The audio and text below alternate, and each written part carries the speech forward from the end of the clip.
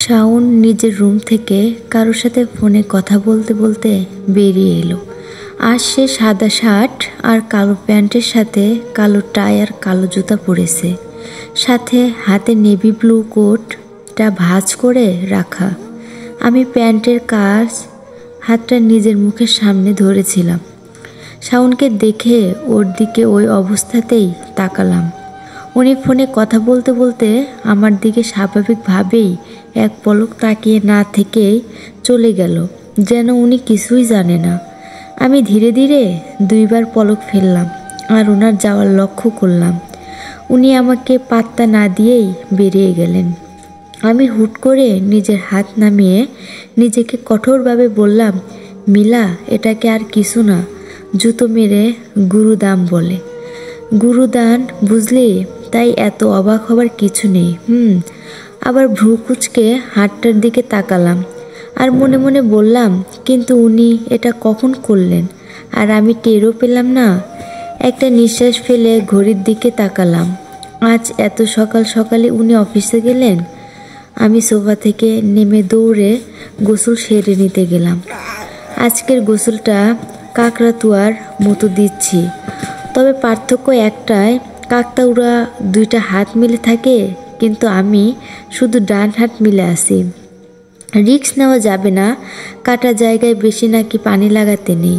ওনার জন্য এখন ঘুমের সাথে সাথে শান্তির গোসলও শেষ। আরও কি শেষ হবে কে জানে। মাথা মুছতে মুছতে বেরিয়ে এলাম। বা হাত দিয়ে মাথা মুছে শান্তি নাই, বিছানায় বসলাম। তোয়ালে রেখে চট করে পাখি দুইটা বের করলাম, কেন জানি না, কিন্তু এই দুইটা সত্যি অনেক ভালো লাগে। আজ আবার সন্ধ্যার সময় ছাদে গেলাম। ফুরফুরে বাতাসে অনেক ভালো লাগছে। আজ অনেক বাতাস, হয়তো রাতে বৃষ্টি হবে। ইস, যদি ভিজতে পারতাম। গ্রামে কত ভিজেছি, গ্রামে কাটানো সবগুলো মুহূর্ত চোখে ভেসে উঠল। বিশেষ করে কমলা হলুদ রঙের কৃষ্ণচূড়া ফুল গাছটার নিচে শুয়ে থাকা আর ফুলগুলো হালকা বাতাসে এসে আমার মুখে পড়া। আজ যদি বাবা মা বেঁচে থাকতো তাহলে কি আমার জীবনটা অন্যরকম হতো? নিজেকে নিজে প্রশ্ন করলাম। হয়তো হতো, হয়তো হতো না, কিন্তু এই গরুলটাকে তাহলে জীবনেও বিয়ে করতাম না। সাথে সাথে শাওনের গাড়ি গেট দিয়ে ঢুকলো, সাথে সাথে নিচে ছুটে লাগলাম, কারণ আমি দরজা খুলে এসেছি। বাসে ঢুকে সোফাতে বসে আছি, দুই পা নাড়ছি, না জানি আজ আবার কি করে উনি আমার সাথে। শাওন দরজা খুলে ঢুকতে আমি নড়ে চড়ে বসলাম, পা নাড়ালো বন্ধ করলাম। শাওন নিজের রুমের দিকে চলে গেল। আমি আরও চোখে তাকিয়ে দেখলাম যে ওনার হাতে একটা বড় বক্স, আর সেটাতে কাগজের ভরা। এগুলা দিয়ে কি করবে? শাওন গোসলে চলে গেছে আন্দাজ করে আমি খেতে বসে পড়লাম। আমি ওনার মুখোমুখি হতেই চাই না। ডান হাতের কারণে চামচ দিয়ে খেতে হচ্ছে, যেহেতু তরকারি আছে মাছ, ডাল আর সবজিটাও ডাল হাত অকেজো হবার কারণে শুধু ডাল আর সবজি খাচ্ছি। অনেক সময় লেগে যাচ্ছে খেতে। শাওন গোসল ছেড়ে একটা ছাই রঙের ফুল হাতা টি শার্টের সাথে কালো ট্রাউজার পরে ওই কাগজগুলো নিয়ে এসে সোফার সামনেই টি টেবিলে রাখলো। তারপর ওই টি টেবিলটা ঠেলে একটু সামনে নিয়ে গেল। উনি মেঝেতে বসে কাগজগুলো বের করতে লাগলেন। শুধু কাগজ না, সাথে কলমও, পেন্সিল, রাবার, কেচি, স্কেল, আটাসহ আরও কি যেন। তারপর শক্ত কাঠ বোর্ডের ওপরে কাজ করতে লাগলেন। আমি খাওয়া বাদ দিয়ে এখন ওদিকেই তাকিয়ে আছি। উনি খুব সিরিয়াস হয়ে কাজ করছেন। সত্যি একটা ছেলে যখন সিরিয়াস হয়ে কাজ করে তাকে অনেক সুন্দর লাগে। 1 মিনিট, কি লাগে সুন্দর? মিলা, তোর মাথায় ঠিক আছে? উনি সুন্দর, গরিলাই থাকবে বলেই নিজেকে বাঁ হাত দিয়ে বাতাস করতে লাগলাম। তারপর আবার আরও চোখে তাকালাম। উনি ঘর বানাচ্ছে। এটুকু সময়ে এতটা কাজ করে ফেলেছেন। তারপর মনে মনে বললাম, উনি অল্প সময়ে করেছে নাকি? আমি গাধার মতো অনেকক্ষণ ধরে তাকিয়ে আছি। তাড়াতাড়ি ভাত মুখ দিতেই দেখলাম ভাত অনেক ঠান্ডা হয়ে গেছে। হবারই কথা, এসি অন আছে যে। আমি উঠে কিচেনে গিয়ে বাম হাত দিয়ে প্লেট ধুয়ে রাখলাম। এখন কিচেনে দাঁড়িয়েই চিন্তা করতে লাগলাম, যে আজ কই যাব আমি। ওনার রুম থেকে বের করে দিলে এখানে, কিন্তু এখন নিজেই উড়ে এসে জুড়ে বসেছে। যদিও উনি সোফাতে বসেনি, যে সোফাতে আমি ঘুমাই তার একটু সামনেই আর কি। সোফার দিকে ওনার পিঠ ফেরালে আছে। আমি গুটগুটিয়ে পায়ে গিয়ে সোফাটার পেছনে দাঁড়ালাম। শাওন কাজের দিকে মনোযোগ রেখে বলল, গেট আউট। আমি হ্যাঁ হয়ে গেলাম। ওর কি পেছনেও চোখ আছে নাকি? জলদি হ্যাঁ বন্ধ করে বললাম, আপনি আমার জায়গায় কেন এসেছেন? শাওন আমার দিকে না ঘুরেই বলল, এই বাসা আমার, সো এখানে তোমার বলে কোনো কিছুই নেই। অপমান করলো আমাকে এই মাত্র উনি। আমি রাগে গজগজ করতে লাগলাম আর বললাম, তাহলে কোথায় যাব আমি? আমার বয়ে গেছে যে আপনার কাছে থাকতে। ওনার বেডরুমে তো যাবই না, কারণ গেলেই কিনা আমাকে মাঝরাতে ঘুম থেকে তুলে বাহিরে বের করে দিয়ে বলবে, এটা আমার বেডরুম, গেট আউট। তাই দাঁতে দাঁত চিপে জলদি জলদি এসে ওনার পেছনে সোফায় বসলাম, মানে যেটা আপাতত আমার বিছানা। বসেই অন্যদিকে তাকিয়ে রইলাম। উনি হালকা ঘাড় ঘুরিয়ে তাকিয়ে আবার কাজের মনোযোগ দিলেন। কিছুই বললেন না। যাক, চুপ আছে, এটাই ভালো। আমি আরও চোখে আবার ওনার কাজের দিকে তাকালাম। সত্যিই কাগজ দিয়েও এত ভালো কিছু করা যায়? সময় গড়িয়ে 10টা, তারপরে 11টা। শাওনের সিরিয়াসভাবে কাজ চলছেই, আমিও খুব সিরিয়াসভাবেই দেখছি। এটাই তাহলে আর্কিটেক্টদের কাজ। শাওন তাহলে একজন আর্টিস্ট। চোখ বড়সড় করে তাকালাম। ঘুম ঘুম ভাব আসছে, তাই ছোট বালিশের মন জিনিসটা মাথায় নিচে দিয়ে ওনার কাজ দেখতে লাগলাম। আর উনি কোনো ক্লান্তি ছাড়াই কাজ করে যাচ্ছেন বলে অবাক হলাম। কখন ঘুমিয়ে গেছিলাম টেরও পেলাম না। সকালে চোখ খুললাম, উপরের দিকে হালকা সবুজ ছাদ চোখে পড়ল। ঘাড় ঘুরিয়ে টি টেবিলে চোখ রাখতেই খেয়াল করলাম শাওনের তৈরি করা মোটা কাগজের বিল্ডিংটা পুরো কমপ্লিট। ডিজাইনও অনেক সুন্দর। 7তলা বিল্ডিংটা গা দিয়ে সিঁড়িটা যেন লতাপাতার মতো পেঁচিয়ে উঠেছে। হোয়াইট আর অফ হোয়াইট কাগজ মিলে তৈরি বিল্ডিং, সত্যিই সুন্দর। 1 মিনিট, আমার পায়ের কাছে ভারী ভারী লাগছে কেন? চোখ নামিয়ে তাকাতে অবাক হলাম। শাওন ঘুমিয়ে আছে, তাও আবার আমার পায়ের ওপর। আর কোনো জায়গা পাননি? সোফা ছোটো বলে পা টান টান করে রাখা যায় না, তাই টান করতেও হয়ে শুয়েই এদিক ওদিক ঘুরি। এমনি শান্তি নেই, তার উপর আবার এই নবাব শুয়ে আছেন। পা ঝিঝি করছে। কি করব? ডাকলে কি আবার রেগে যাবে? উঠে বসতেই পারছি না, কি করব বুঝতেও পারছি না, তাই শুয়েই রইলাম। পা হালকা নাড়াচড়া করার চেষ্টা করতেই শাওন ঘুমের ঘোরেই পাটা আলতো করে টেনে নিল। আমি এই কাণ্ড দেখে অবাক হয়ে হাঁ করে মুখ থেকে একটা হাঁপ ছাড়লাম। 30 মিনিট হলো মহারাজ এখনও ঘুমাচ্ছে আমার পায়ের ওপর। আমি ওর মুখের দিকেই তাকিয়েই আছি, যদি একটু উঠত, কিন্তু ওটার নামই নেই। ঘুমিয়ে থাকা অবস্থায় দেখে মনে হয় কতই না নিষ্পাপ সে। 7:30 বাজে, কত রাত অবধি কাজ করেছেন, তাহলে যে এখনও ঘুমাচ্ছেন। কিছুক্ষণ পরে উনি মাথা নাড়িয়ে চোখ খুললেন। আমি ওনার দিকে তাকিয়েছিলাম, তাই চোখে চোখ পড়ল। আমি সাথে সাথে চোখ ঘুরিয়ে অন্য দিকে তাকালাম। উনি 5 সেকেন্ডের মতো ওভাবেই শুয়ে থেকে বিষয়টা বোঝার চেষ্টা করলেন যে উনি কোথায় শুয়ে আছেন। বুঝতে পেরে ফট করে মাথা তুলে উঠে বসলেন। কোনো রিয়াকশন নেই, যেন কিছুই জানেন না। তারপর হাত দিয়ে টি টেবিল রাখা ফোনটা নিয়ে সময় দেখলেন। বুঝলেন যে অনেক দেরি হয়েছে আজ, বলে উঠে নিজের রুমে চলে গেলেন। আমি হাঁপ ছেড়ে উঠে বসে 2 হাত দিয়ে নিজের পা দুটো ধরলাম। অবশ হয়ে আছে। আমি শাওনের রুমের দরজার দিকে নাক মুখ কুঁচকে তাকালাম। গরিলা একটা বলে উঠলাম। আমি শাওনের রুমে ঢুকলাম। উনি গোসল করছে এখনও। মনে করেছিলাম গোসল শেষ, যাক কি আর করার, ফিরে আসতে যার। এমন সময় শাওনের ফোন বেজে উঠল। আমি ফিরে তাকালাম। ফোনটা বিছানার উপরে রাখা। আমি পিসামনির ফোন হতে পারে মনে করে এগিয়ে গেলাম। কাছে গিয়ে দেখলাম আমার ধারণা ভুল। সুইটি নামের কেউ ফোন করেছে। দেখতে দেখতে ফোনটা বাজা বন্ধ হলো। আমি বের হবার জন্য ঘুরলাম, সাথে সাথে রিং বেজে উঠল। তবে এটা মেসেজের রিংটোন। ঘুরে তাকালাম, দেখলাম ওই মেয়েই দিয়েছে। শুধু এইটুকুই লেখা দেখলাম, ফোন কেন ধরো না, প্লিজ দয়া করে আজ রাতে দেখা করো।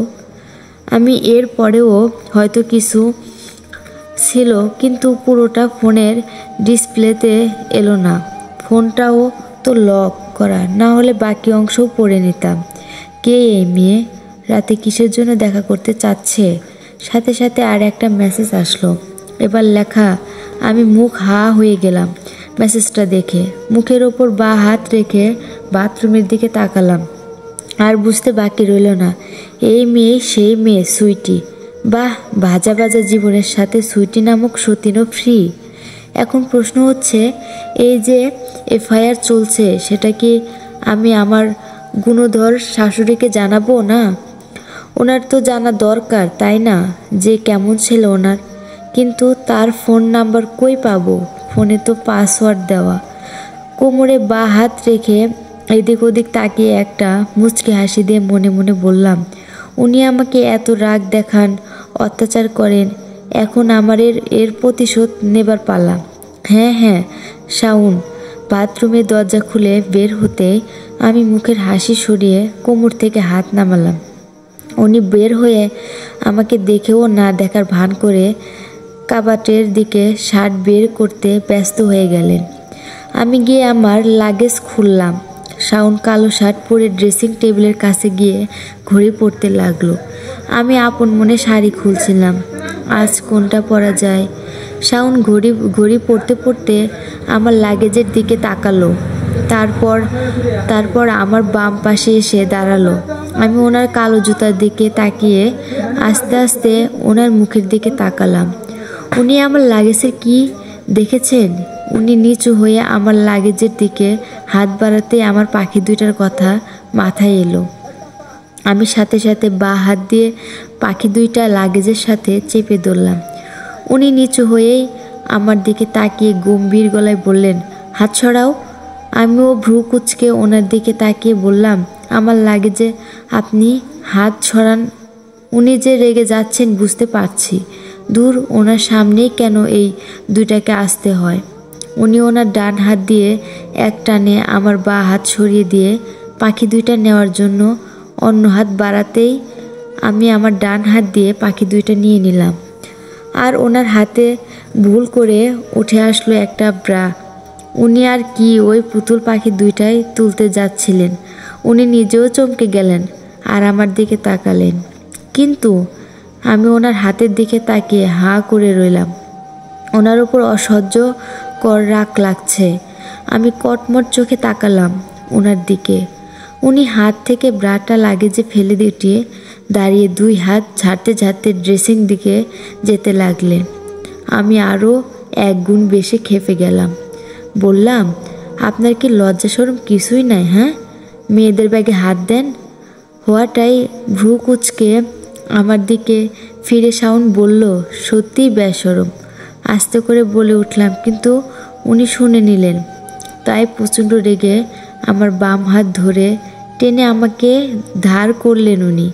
আহ, কি করছেন আপনি? লাগছে আমার। আমি হাতের কবজি ছাড়তে চেষ্টা করে বললাম, তোমার এত লজ্জা তো আমার জিনিস নেও কেন? রেগে বলে উঠল শাওন, আপনি আমাকে নির্লজ্জ বললেন। আমি খেপে গেলাম। আরও বললাম, নির্লজ্জ তো তারাই যারা এফআইআর করে বেড়ায়। বলেই মুখ ভেঙচি দিলাম। শাওন রেগে হাতটা আরও চেপে ধরে বলল, আহ, লাগছে আমার, ছাড়ুন। মনে মনে বললাম, এক হাতে তো ভারও বাজিয়ে দিয়েছে, এখন এই হাতের কবজিটা যদি যায় আমার খাওয়াও বন্ধ হয়ে যাবে। উনি কঠোর চোখে তাকিয়ে আছেন আমার দিকে। তাই আমি রেগে বলে উঠলাম, ভালোই হাত ছাড়ুন, নাহলে কিন্তু কি? রাগে চোখে তাকিয়ে শাওন জিজ্ঞেস করলো। আমি আবার হাত টেনে ছাড়াতে গেলাম। উনি আরও শক্ত করে ধরলেন। তাই আমি খেপে ওনার হাত জোরে এক কামড় বসিয়ে দিলাম। উনি কোনো শব্দই করলেন না। ওনার কি ব্যথা বলে কিছুই নেই? অবাক হয়ে তাকালাম আমি। এখনও আমার হাত ধরেই আছেন উনি? মনে মনে বললাম, এ তো দেখছি গরিলা না, গন্ডার, আস্ত গন্ডার। এখন ওনার চোখে স্পষ্ট রাগ উঠেছে। আমি ভয়ে একটা ঢোক গিলে সাহসী ভাব নিলাম। হাত ব্যথা হয়ে গেছে আমার। উনি আমার হাত হঠাৎই ছেড়ে দিলেন। হাত ছাড়া পেয়ে যেন স্বস্তি পেলাম। হাতটা ছাড়তে ঝাড়তে মুখ ঘুরিয়ে চলে যাবার মুহূর্তে উনি আবার আমার বাম হাত ধরে টেনে আমাকে বাথরুমের পাশে দেওয়ালের দিকে ঠেলা দিলেন। কিছু না বুঝেই অবাক চোখে তাকালাম। শাওনের দিকে কিছু বুঝে ওঠার আগেই উনি আমার কাছে এসে ওনার বাম হাত দিয়ে আমার চুলগুলো ঘাড় থেকে সরিয়ে দিলেন। আমি চমকে উঠে বললাম, কি করছেন আপনি? শাওন রাগ ও মিশ্রিত চোখে তাকিয়ে বলল, এবার আমার পালা। আমি অবাক হয়ে ওনার দিকে তাকালাম আর মনে মনে বললাম, ও ওনার পালা মানে উনি কি সত্যিই আমাকে কামড় দেবেন? এখন কি করব আমি? মিলা জলদি কিছু ভাব। তারপর ভয়ে ভয়ে বললাম, দেখুন উনি আমার কথায় কোনো উত্তর দিলেন না। উনি আমার দিকে রাগে চোখে তাকিয়ে আমার আরও কাছে আসতেই আমি চোখ খিচে বন্ধ করে নিলাম আর নিজের ঠোঁট কামড়ে ধরলাম। শাওনের নিঃশ্বাস আমার ঘাড়ে পড়তে আমি কেঁপে উঠলাম। আস্তে করে উনি আমার কানে কানে বললেন, আমি মানুষ বলে কামড় দিলাম না, কারণ এটা বন মানুষদের কাজ। বলে উনি মুখ সরিয়ে এনে আমার দিকে তাকালেন। আমি কথাটা শোনার সাথে সাথে চোখ পাকিয়ে ওনার দিকে তাকালাম। কি? আমি বন মানুষ? শাওন গম্ভীর মুখে কোনো উত্তর না দিয়েই আমার কাছে সরে যেতে গিয়েই বাধা পেল। শাওন ওর কোমরের দিকে ভ্রু কুঁচকে তাকালো। আমিও চমকে উঠে তাকালাম। ওনার কোমরের কাছে শার্ট আমার হাতের মুঠোয় ধরা। আমি চোখ বড়সড় করে শাওনের মুখের দিকে তাকিয়ে বললাম, উনিও আমার দিকে তাকালেন। ভয়ে কখন ধরেছে মনেও নেই।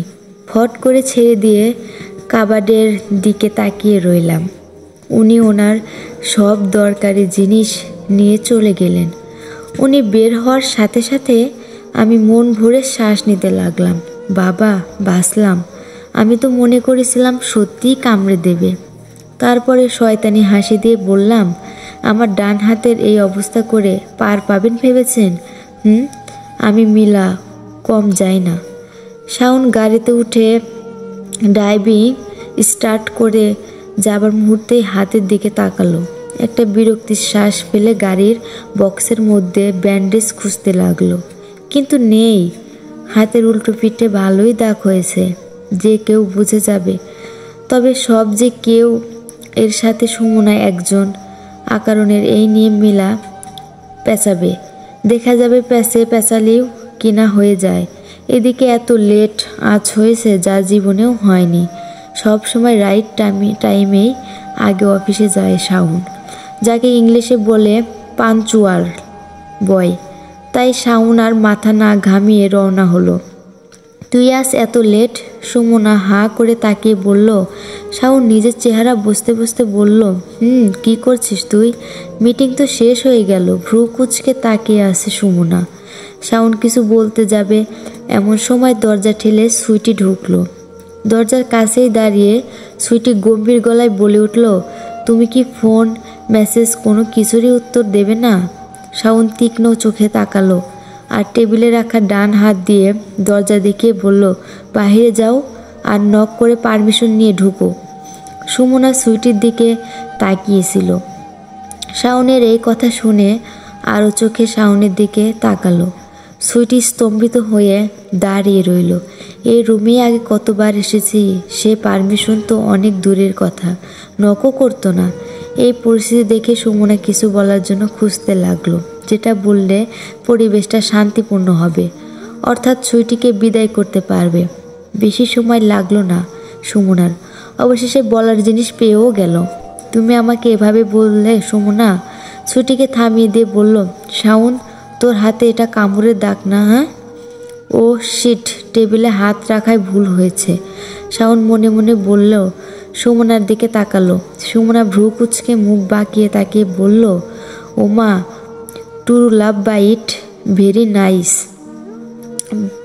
ভালোই চলছে তাহলে ম্যারেজের লাইফ। শাওন রেগে তাকালো সুমনার দিকে। সুইটি গম্ভীর মুখে তাকিয়ে আছে শাওনের হাতের দিকে। সুমনা এবার সুইটির দিকে তাকিয়ে হাসি মুখে বলল, তোমার কিছু কাজ ছিল? না হলে আমি একটু শাওনের সাথে পার্সোনাল কথা বলতে চাই। সুইটিও মুখে একটা হাসি টেনে বলল, হ্যাঁ ছিল। সুমনা বুঝলো সুইটি ঘাট তেরামি করছে, তাই সুমনা দু হাত বুকে গুজে করা চোখে তাকিয়ে বলল, এটা বিবাহিত ছেলের সাথে কিছু ড্রাই করা না করাই বেটার। কাটিসি শাওন এত সময় চুপ ছিল, এখন সুইটির দিকে তাকিয়ে বলে উঠল, আমি আগেও বলেছি এই পার্সোনাল কথা আমার পছন্দ না। সুইটি রেগে একবার সুমনার দিকে তাকিয়ে তারপর বেরিয়ে গেল। শাওন সুইটির যাওয়ার দিকে তাকালো। সুইটি বের হওয়ার সাথে সাথে সুমনা খপ করে শাওনের ডান হাত ধরে দেখে মাথা নাড়িয়ে বলল, সামুথিন সামুথিন।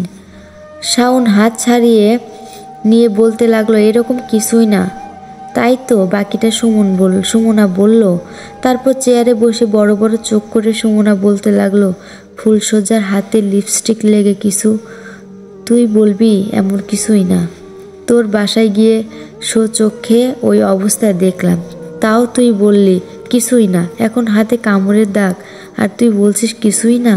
কয়েকদিন পর দেখবো মেয়েটা প্রেগনেন্ট, বা তুই বলবি এগুলো কিছুই না। শাওন সুমনার দিকে রেগে তাকিয়ে আছে। সুমনা চাহনি দেখেই বুঝলো এইবারের কথাগুলো শাওনের কাছে বেশি বেশি লেগেছে। তবে এখনও বেশি বেশি লাগার তো কিছুই নেই। আমি সোফায় বসে পেছনে মাথা হেলিয়ে চুলগুলো ঝুলিয়ে শুকাচ্ছি। এসি অফ করে ফ্যান ছেড়ে দিয়েছি। এসি আমার এমনিও ভাল লাগে না, ফ্যানের বাতাসই ভালো। মনটা অনেক ভালো লাগছে আজ, কারণ আজ পুরো লাগেজের কাপড় চোপড় গোছানোর জন্য সব বইয়ের করেছিলাম। তখন একটা পার্স পেয়েছি একদম নিচের দিকেই। সেটা খুলতে চোখে পড়েছিল কতগুলো 1000 টাকার নোট। বাহ, শাশুড়িটার মগজে ঘিলু আছে। টাকার যে দরকার হতে পারে তা তার মাথায় ছিল তাহলে। আমি খুশিতে চোখ বন্ধ করে রইলাম। শাওন দরজা খুলে ঢুকলো। আমি মাথা না উঠিয়ে শুধু ঘাড় একবার ওর দিকে তাকিয়ে আবার উপরের দিকে তাকালাম। উনি যেহেতু এসেছে এখন তাহলে 7:30 বা 8টা বাজে। শাওন আমার দিকে একবার তাকিয়ে নিজের রুমে চলে গেল। আমি উঠে বসে হাত দিয়ে চুলগুলো ধরে দেখলাম, হ্যাঁ শুকিয়েছে। 15-20 মিনিট পর শাওনের রুমে উকি দিলাম, কারণ চুলের খোপা করার কাঠিটা ড্রেসিং টেবিলে রাখা। উকি দিতেই দেখলাম শাওন সুন্দর একটা ব্লু শার্ট, উপরে কালো কোট ও ট্রাই, সাথে কালো প্যান্ট আর হাতে ঘড়ি পরে রেডি হয়েছে। আমি হাঁ করে তাকে বুঝতে চেষ্টা করলাম যে এখন উনি কোথায় যাবে। সরে এসে ঘড়ির দিকে তাকালাম, 8টা বাজবে।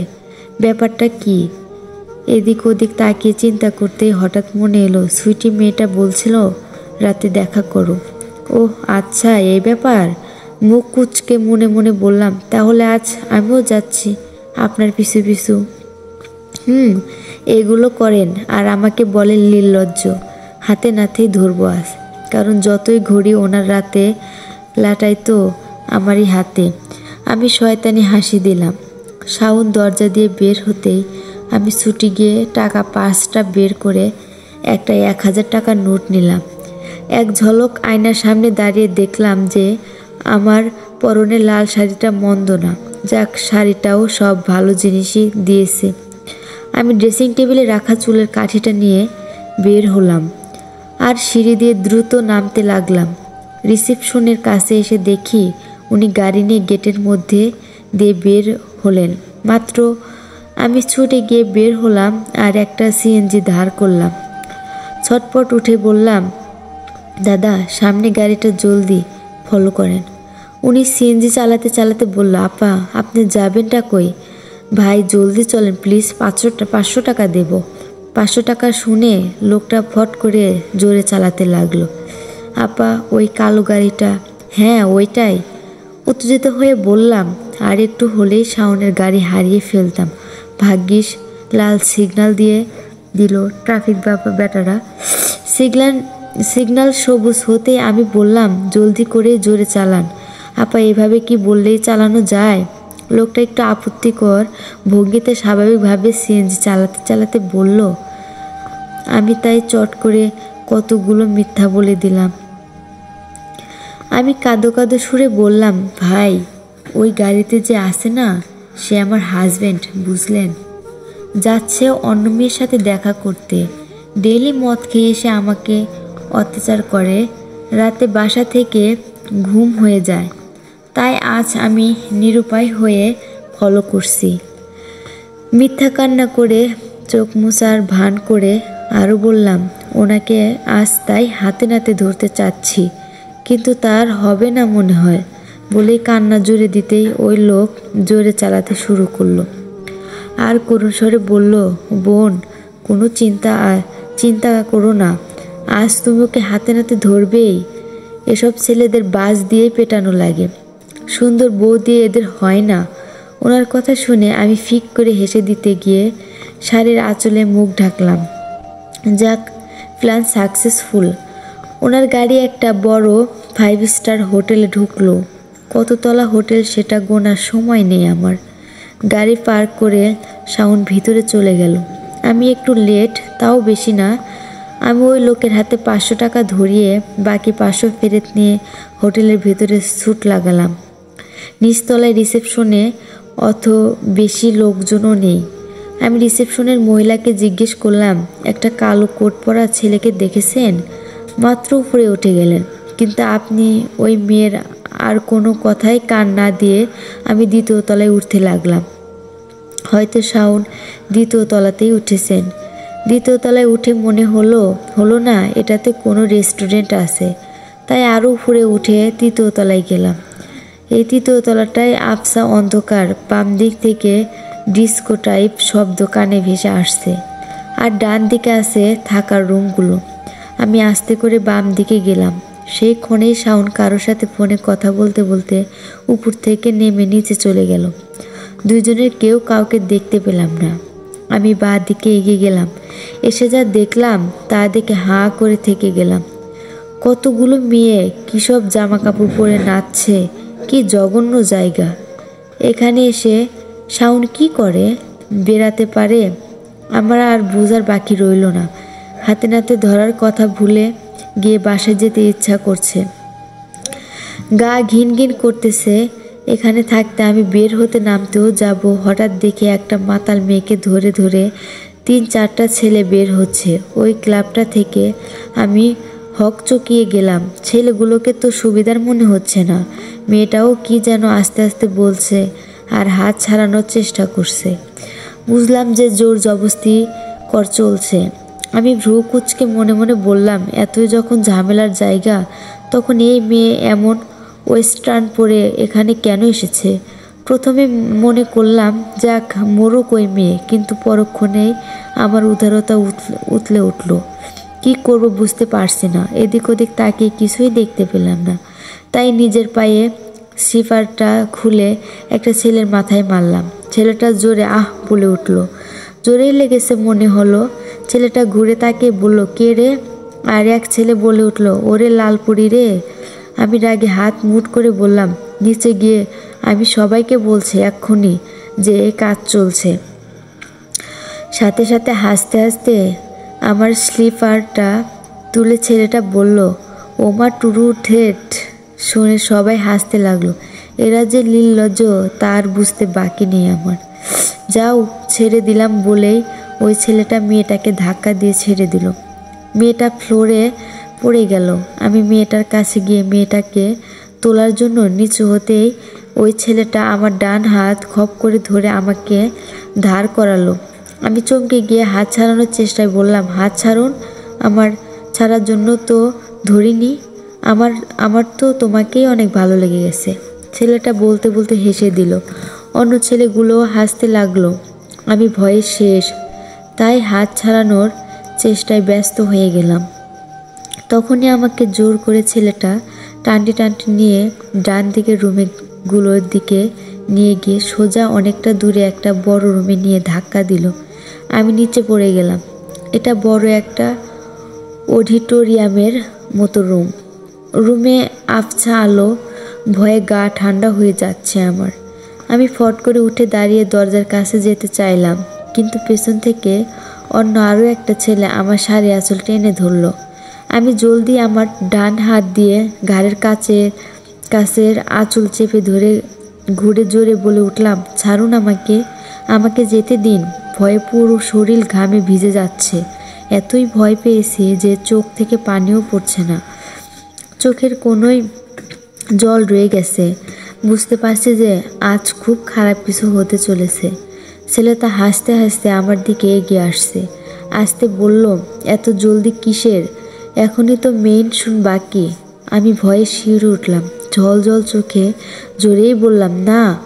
ছেলেটা আরও এক পা এগিয়ে আসতেই পেছন থেকে এক চেনা আওয়াজ কানে এলো। একটা মেয়ে না বলা মানে তাকে জোর করা উচিত না। এই চেনা আওয়াজে যেন আমি আমার প্রাণ ফিরে পেলাম। এখন চোখ থেকে ঝরো করে পানি পড়তে লাগলো, আর আমি আস্তে করে বলে উঠলাম, শাওন। ছেলেটা আমার আঁচল ছেড়ে দিয়ে রেগে শাওনের দিকে তাকিয়ে বলল, কে বে তুই? তুই জানিস আমি কে? শাওন দরজার কাছে হেলান দিয়ে বুকে 2 হাত গুজে দাঁড়িয়েছিল। মুচকে এসে বলল, জানি, তুই হলি পিওর বাস্টার্ড। ছেলেটা হাত মুট করে গুর্জে বলে উঠল, ভালো চাস তো মুখ বন্ধ করে এখান থেকে যা।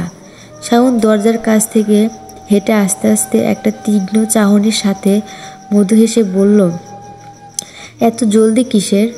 পরের পার্টটি শুনতে চাইলে চ্যানেলটি সাবস্ক্রাইব করবে।